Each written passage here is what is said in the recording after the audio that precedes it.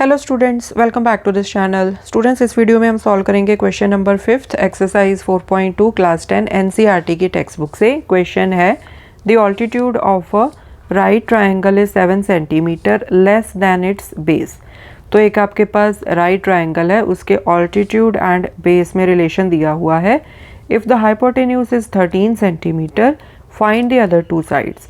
तो अगर उस राइट ट्रायंगल का हाइपोटेन्यूज 13 सेंटीमीटर है, आपने उसकी जो अदर टू साइड्स हैं उनको आपने फाइंड करना है। तो जो सबसे छोटी साइड है यहाँ पर ऑल्टीट्यूड है ना, ऑल्टीट्यूड बेस से 7 सेंटीमीटर लेस है ना, तो ऑल्टीट्यूड को हम एज्यूम कर लेते हैं एज x सेंटीमीटर।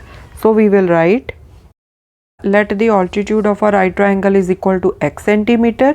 अब जो बेस है, बेस बड़ा है ना, बिकॉज अल्टीट्यूड बेस से 7 सेंटीमीटर लेस है, तो बेस बड़ा हो गया।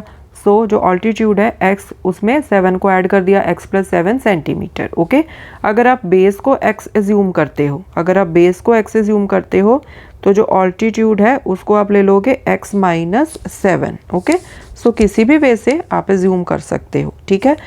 सो यहाँ पर हमने एक फिगर भी ड्रॉ कर ली है ताकि समझ में आ जाए अच्छे से। ये एक राइट एंगल ट्रायंगल है ABC, right angled at B। तो AC हो गया hypotenuse which is 13 centimetre, AB हमारा ऑल्टीट्यूड है x सेंटीमीटर, BC बेस हो गया x प्लस 7 सेंटीमीटर। ओके, अब आपने फाइंड क्या करना था, फाइंड आपने करनी थी अदर टू साइड्स। अब इस क्वेश्चन को सॉल्व करने के लिए हम यूज़ करेंगे Pythagoras theorem. So according to Pythagoras theorem, Pythagoras theorem क्या कहती है कि हाइपोटेन्यूज का स्क्वायर मतलब 13 का square is equal to perpendicular का स्क्वायर प्लस बेस का square. So this is equal to x square plus x plus 7 का स्क्वायर। ठीक है, अब इसको सिंप्लीफाई कर लो। 13 इंटू 13 169, एक्स स्क्वायर प्लस इसको कैसे ओपन करोगे, a plus b whole square. So x square plus 7 का square plus 2 into x into 7। 169 is equal to x square plus x square, 2x square हो गया, 7 7 ज़ा 49 प्लस 7 2 ज़ा 14x। ठीक है, सो 169 को राइट हैंड साइड पे शिफ्ट कर देते हैं, लेफ्ट हैंड साइड 0 बन गई। 2x square plus 14x plus 49 minus 169। ठीक है, so this implies 2x square plus 14x। 169 में से 49 को सब्ट्रैक्ट कर दो, बड़े नंबर के साथ नेगेटिव का साइन है तो साइन यहाँ नेगेटिव का आएगा। 9 minus 9 0, 6 minus 4 2 1, so minus 120 equals to 0।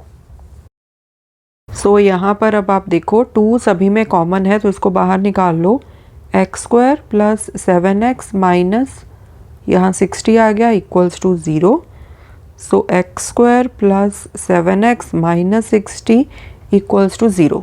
0.2 हो जाएगा इक्वल्स टू 0। अब इसको फैक्टराइजेशन से सॉल्व कर लो।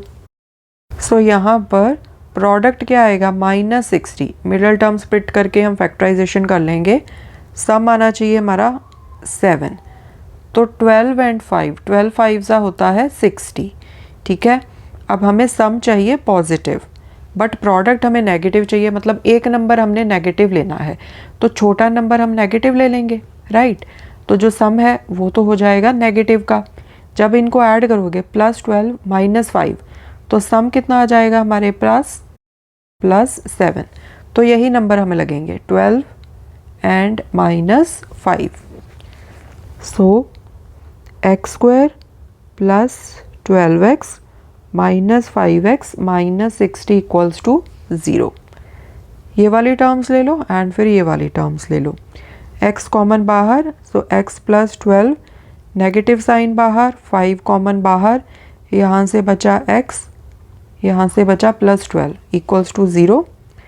अब यहाँ पर एंड यहाँ पर देखो दोनों में ये ब्रैकेट कॉमन है x प्लस 12, तो इसको बाहर निकाल लो। यहाँ से बच गया x, यहाँ से बच गया minus 5 equals to 0। So x plus 12 is equal to 0, x minus 5 equals to 0। So x यहाँ से आ गया 5, यहाँ से आ गया माइनस 12।